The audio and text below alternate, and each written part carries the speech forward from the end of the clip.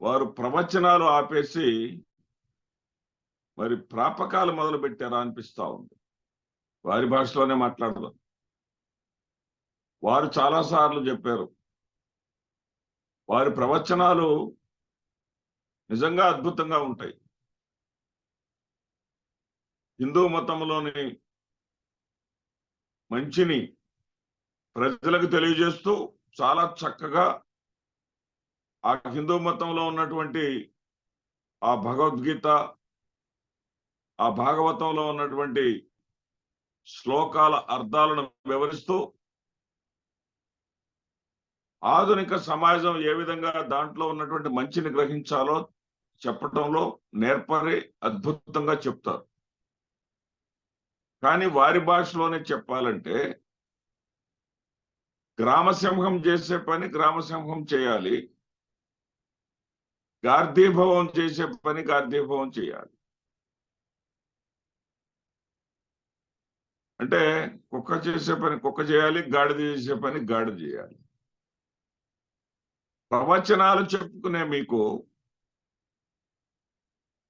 ప్రజలలో భక్తి భావాన్ని, ప్రజలలో చైతన్యాన్ని నింపేటటువంటి మీకు రాజకీయాలు ఎందుకండి? రాజకీయ ప్రసంగాలు ఎందుకండి? అంటే పూర్వకాలంలో రాజుల దగ్గర భజన పరులుగా పండితులు ఉండేవారు అంటారు. వాళ్ళేంటంటే రాజుగారిని పొగట్టం, ఆ పొగడ్తలకి ఉప్పొంగిపోయినటువంటి రాజుగారు మరి ఏదైతే వాళ్ళకి సంభావన ఇవ్వటం, వాళ్ళకి వజ్రాలు, వైడూర్యాలు, పదవులు అప్పచెప్పడం జరిగేది. అది రాజుల కాలం కదా. ఇది ప్రజాస్వామ్యం గరికపాటి గారు. ఈ ప్రజాస్వామ్యంలో ఏ పార్టీ గెలిచినప్పుడు ఆ పార్టీ మాటలు మాట్లాడటం రాజకీయ పరంగా మీకు అనవసరం. గతంలో చంద్రబాబు నాయుడు గారు ఓడిపోయినప్పుడు కూడా మీరు ఒక మాట అన్నారు, మీ ప్రజలకు ఆయన పసుపు కుంకుమ కింద డబ్బులు పంచి పెట్టారు, ప్రజలేమో ఆయనకి చాపాదిండి ఇచ్చి పక్కన కూర్చోబెట్టారు అన్నారు. అది అప్రస్తుతమే మీకు. అది మీకు అవసరం కాదు. మీ ప్రవచనాలు ఎలా ఉండాలంటే ప్రజలలో వాళ్ళ యొక్క దైనందిక జీవన విధానాన్ని సవ్య దిశగా సరైన మార్గంలో నడుపుకునే విధంగా ఉండాలి తప్ప మీరు రాజకీయాలను జోడించి మీరు మాట్లాడేటటువంటి విధానం ఉందే, అది కూడా మీరెప్పుడు కూడా స్త్రీని అగౌరవపరచలేదు. కానీ భాగవతంలోనో భగవద్గీతలోనో రాసినటువంటి అంశాలను ఉటంకించేటప్పుడు మీరు చెప్పారు, దుర్యోధనుడి భార్య అయినటువంటి భానుమతి గారు కూడా మద్యం సేవించారు అని.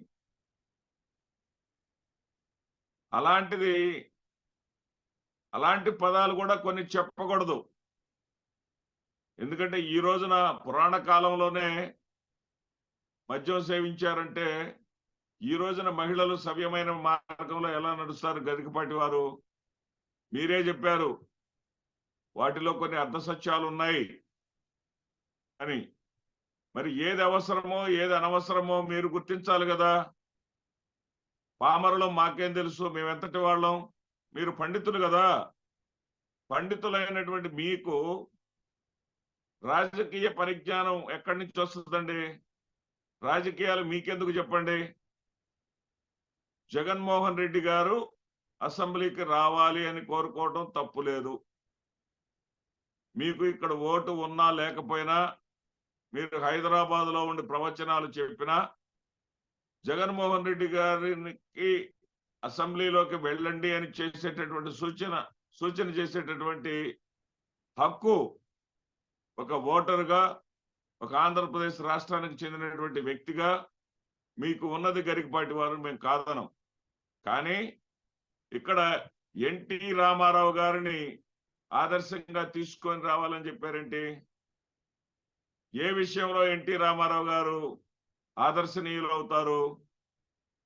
రాజశేఖర రెడ్డి గారు కుటుంబం కానీ, రాజశేఖర రెడ్డి గారు కానీ, జగన్మోహన్ రెడ్డి గారి ముందు ఎన్టీ రామారావు గారి రాజకీయ పరిజ్ఞానం ఎంత? మీరు చెప్పినటువంటి అసెంబ్లీ రాక విషయంలోనే చూసుకుందాం. మీకు తెలిసి మాట్లాడుతున్నారా, తెలియక మాట్లాడుతున్నారా? ప్రవచనాలు చెప్పేటప్పుడు మీరు భగవద్గీతను తిరిగేస్తారు, భాగవతాన్ని తిరిగేస్తారు, కానీ రాజకీయాన్ని చూడరు కదా, రాజకీయ గ్రంథాలు చదవరు కదా. మరి మీకు జ్ఞానం లేనప్పుడు మీరు అజ్ఞానంతో ఉండి ప్రజలను తప్పుదారి ఎందుకు పట్టిస్తారండి? పైగా మీరు ఎవరితో వేదికను పంచుకున్నారు? నిత్యం స్త్రీలను అవమానించే స్పీకర్ అయ్యన్న పాత్రుడు తో వేదిక పంచుకున్నారు. అయ్యన్న పాత్రుడు ఏ విధమైనటువంటి వ్యాఖ్యలు చేశాడో ఒకసారి గుర్తుందా మీకు? మహిళా ఉద్యోగస్తుల గురించి, మహిళా ఉద్యోగస్తురాలను వ్యవస్థలను చేస్తాను అన్నాడు. అదే సందర్భంలో అతను మరి జగన్మోహన్ రెడ్డి గారిని ఉద్దేశించి అదేమంటే నేను చెప్పలేనప్పుడు అదేమంటే ఇంగ్లీష్ లో మైసన్ అంటే తప్పేముంది అన్నాడు. చెత్త పన్ను వసూలు చేస్తున్నాడని చెత్త మైసన్ అన్నాడు. మరి ఈ రోజున చెత్త పన్ను వసూలు చేస్తుంటే పంతులు గారు, గరికపాటి వారు 60 రూపాయలు వసూలు చేస్తా ఉంటే చెత్త మైసన్ అన్నటువంటి ఆ అయ్యన్న పాత్రుడికి చెప్పండి, వాళ్ళ ప్రభుత్వం 90 రూపాయలు వసూలు చేస్తా ఉంది. మీకు తెలుసా 90 రూపాయలు వసూలు చేస్తున్న విషయం? ఇక మీరు అన్నటువంటి ప్రధాన అంశానికి వద్దాం. మీరేం చెప్పారు? ఎన్టీ రామారావు గారిని మీరు జగన్మోహన్ రెడ్డి గారు ఆదర్శంగా తీసుకొని అసెంబ్లీకి రావాలా? ఎన్టీ రామారావు గారు ఏం చేశారో మీకు తెలుసా? 1989లో ఎన్టీ రామారావును ఓడిస్తే ఆయన నాచారంలో గుడారం వేసుకొని నేను అసెంబ్లీకి రాను, ప్రజలు నన్నే ఓడిస్తారా అని చెప్పేసి అసెంబ్లీకి రాకుండా ప్రజల్లో తిరిగి ఆయన ముఖ్యమంత్రి అయిన తర్వాతే వచ్చారు. చరిత్ర తెలుసుకోండి, చరిత్ర తెలుసుకోండి గరికపాటి గారు. అసలు రాజకీయం గురించి మీకేం తెలుసు? రాజకీయాన్ని అపహాస్యం చేసిందే తెలుగుదేశం పార్టీ వచ్చిన తర్వాత. రాజకీయ పార్టీ నవ్వులు పాలైందే తెలుగుదేశం పార్టీ వచ్చిన తర్వాత. అంతకుముందు ముఖ్యమంత్రిగా ఉన్నవారు ఎవరు కూడా రోడ్డు మీదకి వచ్చిన ధర్నాలు చేసినటువంటి, బాగోతాలు చేసినటువంటి పరిస్థితి లేదు. ఎన్టీ రామారావు గారు ముఖ్యమంత్రిగా ఉండగా ట్యాంక్ బండ్ మీద నిరసన దీక్ష చేశాడు. మీకు తెలుసా? చరిత్ర తెలిసే మాట్లాడుతున్నారా? మామ వారసత్వానికి పుణికిపుచ్చుకున్నటువంటి ఈ చంద్రబాబు నాయుడు గారు, ఈయన కూడా ధర్మ పోరాటాలు అంటూ ముఖ్యమంత్రిగా ఉండి కేంద్ర ప్రభుత్వం మీద పోరాటాలు చేశాడు. మీకు నరేంద్ర మోడీ గారు ఏదో పద్మశ్రీ ఏదో ఇచ్చినట్టున్నారు. దాంతో నరేంద్ర మోడీ గారి ప్రాపకం నాకు ఎటు వచ్చింది. ఆ నరేంద్ర మోడీ గారు ఈ చంద్రబాబు నాయుడు గారు కలిసి ఉన్నారు కాబట్టి ఈ చంద్రబాబు నాయుడు గారిని, నరేంద్ర మోడీ గారిని పొగిడితే ఈ చంద్రబాబు నాయుడు గారు కూడా నాకు ఏదైనా ఇస్తారని చెప్పేసి మీరు అనుకున్నారేమో. కానీ మీరు ఆదర్శం అని ఏ రకంగా ఆదర్శంగా తీసుకోవాలండి ఎన్టీ రామారావు గారిని? రాజశేఖర రెడ్డి గారి కుటుంబంలో ఎసరు ఎప్పుడు కాగుతానే ఉంటుంది.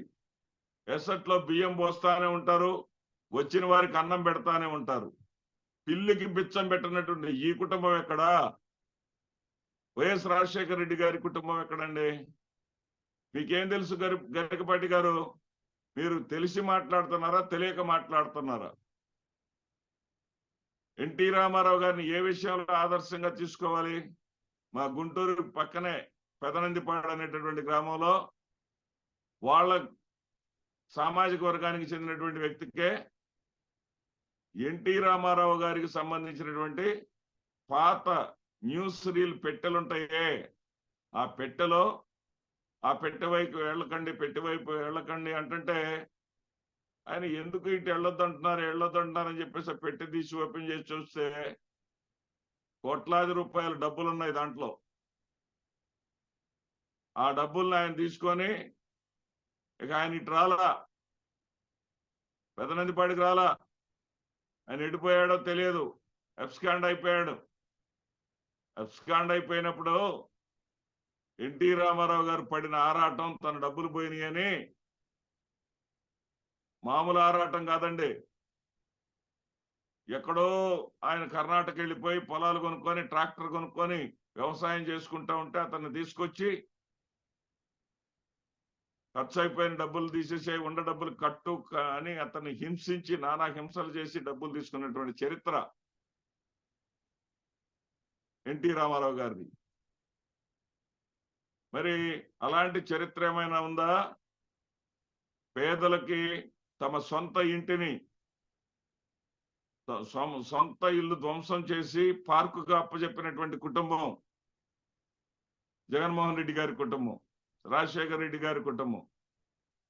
వెళ్ళి చూడండి, పులివెందులు వెళ్ళి రాజశేఖర రెడ్డి గారు, రాజారెడ్డి గారు నివాసం ఉన్నటువంటి ఇంటిని ధ్వంసం చేసి చిల్డ్రన్స్ పార్క్ గా మార్చారు.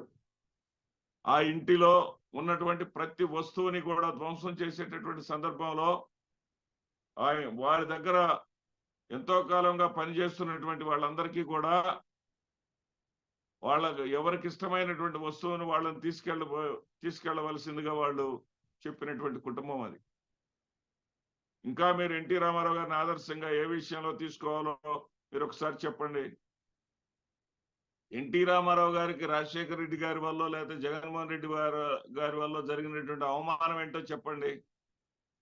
ఆయనకి ఏదైనా అవమానం జరిగిందంటే యనమల రామకృష్ణుడు గారు, ఏది చంద్రబాబు నాయుడు గారు ముఖ్యమంత్రిగా ఉన్నప్పుడు ఆయనకి వెన్నుపోటు పొడిచి ఆయన అధికారం నుంచి దించేస్తే, చంద్రబాబు నాయుడు గారు ముఖ్యమంత్రిగా ఉన్నటువంటి సమయంలో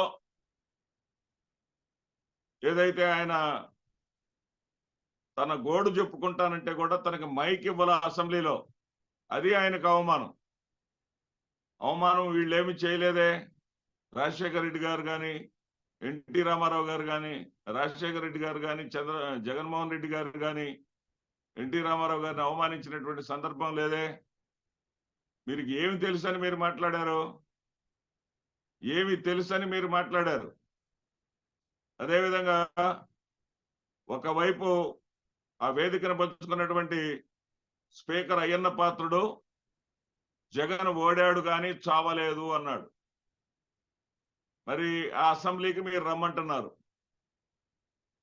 ఎందుకు రావాలి? రావాల్సిన అవసరం లేదు అని ఇక్కడ ఆంధ్రప్రదేశ్ రాష్ట్ర ప్రజలు అంటున్నారు.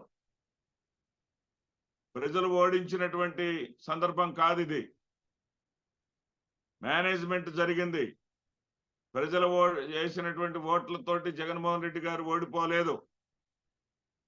ఆ సంగతి మీకు తెలియదు, రాజకీయాలు తెలియదు మీకు. ఏదైతే ప్రజలకు అన్ని విషయాలు తెలుసు. ప్రజలు జగన్మోహన్ రెడ్డి గారిని ఓడించలేదు అన్న సంగతి ప్రజలకు, వాళ్ళు వేసినటువంటి ఓట్లు ఏమైపోయినాయి అనేటటువంటి ఆందోళనలో ప్రజలున్నారు. దేశవ్యాప్తంగా, రాష్ట్ర వ్యాప్తంగా చర్చ జరుగుతూ ఉంది. అదేవిధంగా చంద్రబాబు నాయుడు గారు నాయకత్వంలో ఉంది అక్కడ ఉన్నటువంటి ప్రభుత్వం. అసెంబ్లీ ఫ్లోర్ లీడర్ వచ్చేసి ముఖ్యమంత్రి గారే ఉంటారు.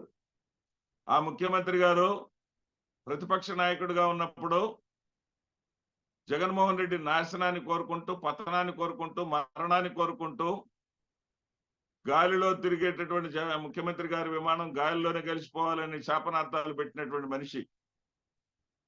అదేవిధంగా జగన్ నిన్ను చంపేస్తే ఏం చేస్తావు అన్నటువంటి వ్యక్తి చంద్రబాబు నాయుడు గారు. అసెంబ్లీలో జగన్మోహన్ రెడ్డి గారికి 67 మంది శాసనసభ్యులు ఉన్నటువంటి సందర్భంలో కూడా వాళ్ళలో 23 మందిని లాక్కొని వాళ్లలో నలుగురికి మంత్రి పదవులు ఇచ్చి వాళ్ళ చేత బూతులు తిట్టిస్తూ ఆ బూతుల్లో బోండా ఉమ్మాట అనేటటువంటి వాడు ఒక ఎమ్మెల్యేగా ఉండి రే నా కొడక పాతరేస్తా అన్నాడు. పాతరేయటం అంటే ఏంటి? చంపేసి పూడ్చిపెట్టడం. అదే కోతలు, అదే మాటలు చంద్రబాబు నాయుడు గారు మొన్న కూడా వాడారు. 2 రోజుల క్రితం బహిరంగంగా ప్రజల మధ్య కూడా వాడారు. 2 రోజులు 4 రోజుల క్రితం సబ్జెక్ట్ కరెక్షన్. అతన్ని చంపేయాలి, కాంక్రీట్ వేయాలి లేకుండా అన్నాడు. ఇలాంటి దుర్మార్గులు, ఇలాంటి నీచులు, ఇలాంటి ప్రజాస్వామ్యాన్ని పట్టని వాళ్ళు ఉన్నటువంటి సభకి 11 మందితోటి జగన్మోహన్ రెడ్డి గారు వెళ్లాల్సిన అవసరం లేదు. మీరు ఎన్టీ రామారావు గారిని ఆదర్శంగా తీసుకోండి అని అన్నారే. ఈ మామాళ్ళ గురించి ఒక మాట చెప్తాను, మీకు తెలియదేమో, ఒకవేళ తెలిసినా తెలియనట్టు నటిస్తారేమో. మల్లెల బాబ్జీ అని ఉన్నారు. మల్లెల బాబ్జీకి ఒక 3 లక్షల రూపాయలు ఇస్తామని మామ అల్లుడు ప్లాన్ వేసి అల్లుడు చంద్రబాబు నాయుడు గారు ఆర్డర్ వేస్తే జై ఇందిరాగాంధీ, జిందాబాద్ కాంగ్రెస్ పార్టీ అంటూ ఈయన పోయి పోటు పొడుస్తాడు. ఎవరిని? ఎన్టీ రామారావుని బొట్టనవేలు మీద. ఆయన బొట్టనవేలికి కట్టుకొని ప్రజల్లోకి వచ్చి ఇదిగో కాంగ్రెస్ పార్టీ నా మీద దాడి చేసిందని చెప్తాడు. అవి వాళ్ళ రాజకీయాలు, వాళ్ళవి చెత్త రాజకీయాలు. అవి ఎవరు తీసుకోవాలి, ఏ రకంగా తీసుకోవాలి, ఏ రకంగా వాళ్ళని ఆదర్శంగా తీసుకోవాలి. చివరికి ఆ మల్లెల బాబ్జీ విజయవాడ హోటల్లో ఆత్మహత్య చేసుకొని ఆత్మహత్య లెటర్లో రాశారు ఈ విషయాలన్నీ. తెలుసా మీకు ఇవి? అటువంటి దుర్మార్గపు చరిత్ర కలిగినటువంటి నాయకులని ప్రజల కోసం పనిచేసేటటువంటి జగన్మోహన్ రెడ్డి గారు ఈ రోజున విజయవాడలో వచ్చినటువంటి వరదలకి జగన్మోహన్ రెడ్డి గారు నిర్మించినటువంటి రిటైన్ వాల్ ఏ రోజైనా జగన్మోహన్ రెడ్డి గారు, చంద్రబాబు నాయుడు గారు కానీ, లేకపోతే అంతకుముందు అదే జిల్లాలో పుట్టినటువంటి ఎన్టీ రామారావు గారు కానీ ఆ యొక్క కరకట్ట వాసుల యొక్క కష్టాల గురించి ఏ రోజైనా ఆలోచించారా? ఏ రోజైనా ఆలోచించారా? గరికపాటి వారు మీరు చెప్పండి. వాళ్ళ యొక్క కష్టాలను తీర్చి వాళ్ళ ఏ రకంగానూ కూడా భవిష్యత్తులో బాధపడే పరిస్థితులు లేకుండా 350 కోట్ల రూపాయలతోటి కరకట్ట పక్కన చక్కగా రిటైన్ వాళ్ళు కట్టించి సామాన్య ప్రజలందరినీ కూడా సురక్షితంగా ఉంచినటువంటి జగన్మోహన్ రెడ్డి గారు ఎక్కడా? పదవుల కోసం నాటకాలు వేసే, డ్రామాలు వేసే వీళ్ళు ఎక్కడండి? మీకు తెలిస్తే మాట్లాడండి. మీరు మహానుభావుడు శ్రీశ్రీ అంటూ శ్రీరంగం శ్రీనివాసరావు గారి ప్రస్తావన కూడా చేశారు. వారెక్కడా, మీరెక్కడా? వారి ప్రస్తావనలో గురించి కానీ మీరు చెప్పాలంటే, వారి మాటల్లోనే చెప్పాలంటే నాకు వారు మాట్లాడింది ఒకటి గుర్తు వస్తుంది. ఏంటంటే, ఎముకలు కృళ్ళిన వయసు మళ్ళిన సోమరులారా చావండి, ప్రపంచం ఎట్లా పోతేనే మీకెందుకులండి, అదృష్టవంతులు మీరు, వడ్డించిన విస్తర మీ జీవితం అని చెప్పాడు. ఆ వడ్డించిన విస్తర లాంటి జీవితాలు ఎన్టీ రామారావు గారి కానీ, చంద్రబాబు నాయుడు గారి కానీ, వీళ్ళ జీవితాలు అలా కాదు. ప్రజా పోరాటాలు చేసి తండ్రి గారు 30 సంవత్సరాల పాటు ప్రజల మధ్య ఉండి స్వపక్షంతోనే పోరాడి స్వపక్షంలోనే విపక్షంగా మారి ప్రజల మన్ననలు పొంది అధికారం తెచ్చుకున్నారు. అదేవిధంగా తండ్రి సానుభూతితో ఏమి జగన్మోహన్ రెడ్డి గారు ముఖ్యమంత్రి కాలేదు. అలా అయితే 2014లోనే ముఖ్యమంత్రి అయ్యేవాళ్ళు. కానీ ఈయన ఎప్పుడు 2014లో బలమైన ప్రతిపక్షంగా అయినప్పటికీ కూడా ఆయనని అవమానాలు పాలు చేసినప్పటికీ కూడా ఈయన కూడా అసెంబ్లీకి రాను, ప్రజల్లోనే తేల్చుకుంటానని చెప్పి 151 స్థానాలు పొంది మళ్ళీ ముఖ్యమంత్రి అయ్యారు ఈయన కూడా దాదాపు 12-14 సంవత్సరాల పాటు పోరాటాలు చేసి ముఖ్యమంత్రి అయ్యారు. చరిత్ర తెలుసుకొని మాట్లాడండి. మీ యొక్క ప్రవచనాలని ప్రవచనాలుగా ఉంచండి. ప్రవచనాలు ప్రాపకాల కోసం గాని చేస్తే అవి ప్రహాసనాలుగా మారిపోతాయి. గరికపాటి గారు, నమస్తే.